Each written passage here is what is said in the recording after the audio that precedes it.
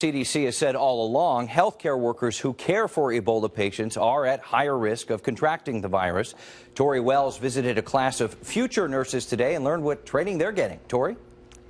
Well, Cody, obviously healthcare safety is top of mind today. The New York State Nurses Association released a statement calling for sufficient staffing, adequate training, and protective gear to keep nurses and their patients safe. Well, at Capital Region BOCES, instructors tell me that safety is actually one of the first things that students there learn.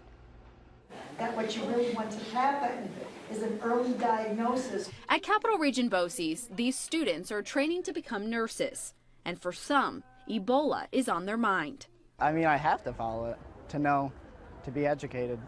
Very early in the program, students are taught infection prevention, not for Ebola specifically, but any infection or virus they could come upon.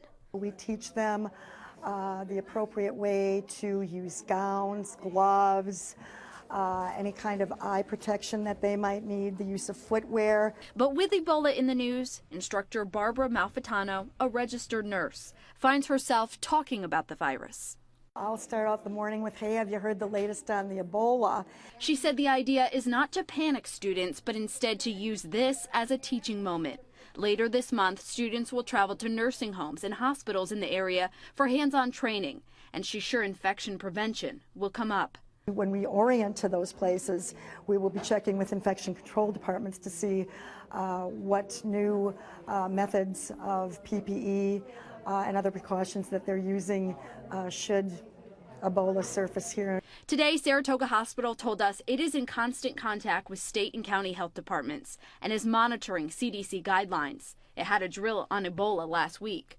Albany Med has told us it has a team in place to follow this virus and is part of weekly calls with the state.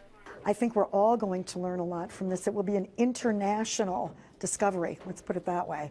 That's why they need people, especially now. And that student there told me he's not nervous about becoming a nurse. He's just more convinced now that this is what he's supposed to do.